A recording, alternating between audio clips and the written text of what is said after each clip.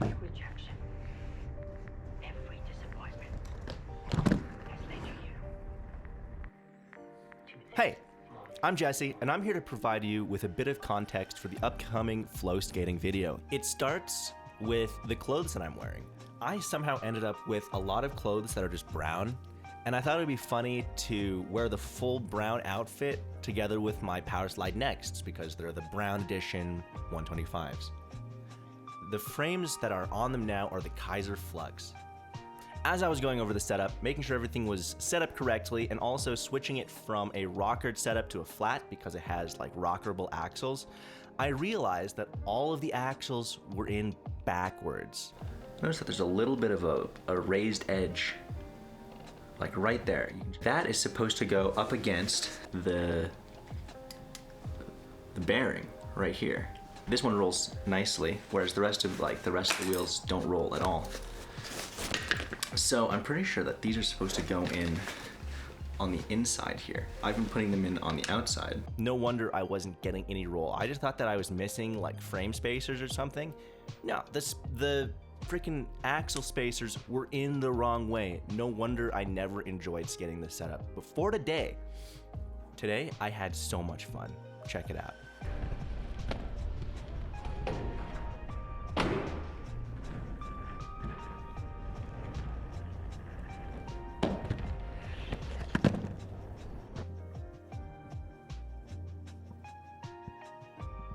Let's quickly go over the whole setup.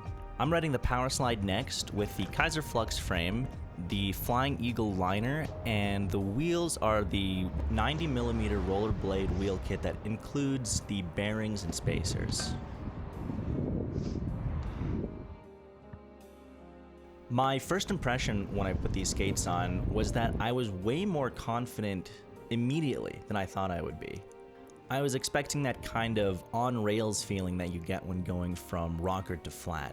I'm attributing this to a shorter ride height and wheelbase than I'm used to, and I've also already broken in these wheels. The next boot uses the Trinity system, and the boot felt super solid even though I wasn't using a great liner. It was pretty comfy for what it was.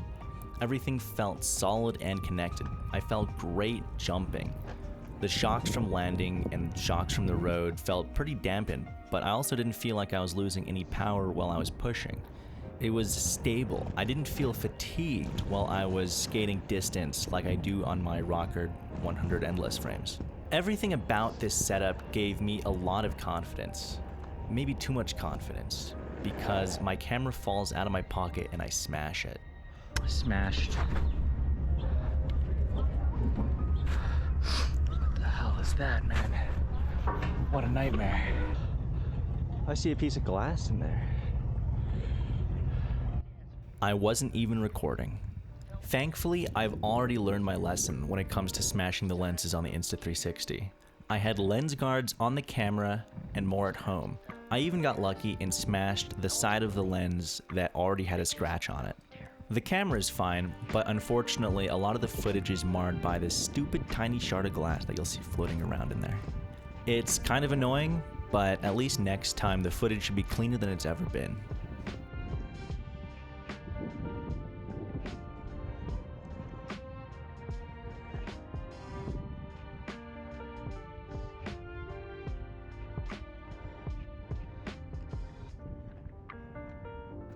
Let me tell you a little bit of a story about this setup. I got these frames in January of last year, thinking they would be good for maybe learning a bit of wizard skating and maybe grinding on them, but mostly for learning wizard skates. I thought that slalom skates would be close enough to wizard skates that I would probably work for that kind of thing, but these ended up sitting on a shelf for most of their life so far. When I went to the Philippines, I brought my Next 125 skates as well as these frames with me. I didn't bring 90mm wheels with me from the US, so these Kizer frames ended up still just sitting on the shelf. I couldn't skate much in the Philippines anyway, just because there's really nowhere good to skate where I lived. On one hand, there was just way too much traffic on most of the roads, and I had also completely failed to maintain my power slides. I had stripped out one of the axle bolts and couldn't rotate the wheels anymore on the 125mm frame. About 6 months ago, I returned to the US to travel up the Oregon coast for the fall season.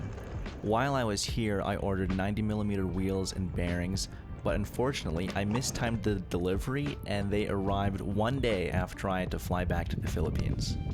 I had Amazon Prime, so I managed to order another set to the Philippines with free shipping, but it still took another almost 2 months to arrive. When they finally did arrive, I set the frames up wrong.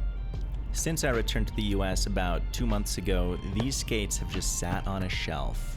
My other urban setup with the Endless 100 was so fun that I didn't really feel any need to look into getting my Powerslide next setup up and running again.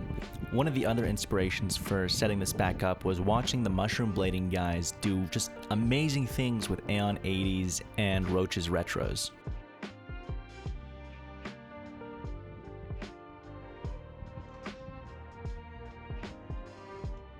On my last video, I got a comment asking me to talk about my skate setup and why I ride them. I have a couple setups, but I generally skate whatever I think would be the most fun at the time. My setups are a little cobbled together. Both sets have aftermarket frames and I've swapped the liners on them. All of my purchases have tended towards more of an urban, sort of like power blading kind of style. The wizard skating videos and all of that kind of content was amazing and inspiring, but I did not have $400 to swing on a set of frames. Because of this, everything that I've bought generally has been pretty good deals off of either the rollerblading subreddit or eBay. I think skating's pretty fun regardless of your setup though. I still remember my first pair of rollerblades after only been a ice skater my entire life. I think they were like 20 bucks, they were rentals, and I got them from a thrift store. But I could crank them up pretty tight, and they were a lot of fun to ride. After that, my ex got me Impalas for my birthday, and unfortunately when we broke up, she decided to keep them, fair enough, which leads into the purchase of the Flying Eagle F6S, and then a bit later my Powerslide 125s. At first I just needed a pair of skates, and then as I started skating more and more in Santa Fe, I realized that I'd probably like a pair of skates with really big wheels to go over all of the rough cracks and roads that we've got here. And as I bought more stuff and I followed my interests and I started replacing parts in my skates, that sort of just leads you to where we are today. So yeah, sorry to kind of drop my life story on you there, but that's why I skate the setups that I do. If you've got a question about me or my skating, feel free to leave a comment down below.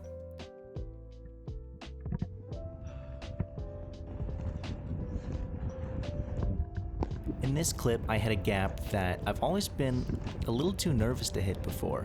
Somehow, I just had the confidence today, and I went for it. I built up the speed, I jumped the gap, and flailed the camera around a little bit, but landed it. Super satisfying.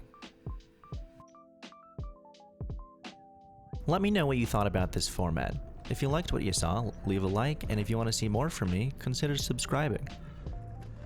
Remember to drink water and click one of these videos. Bye, see you later. Okay, this feels a little cringe.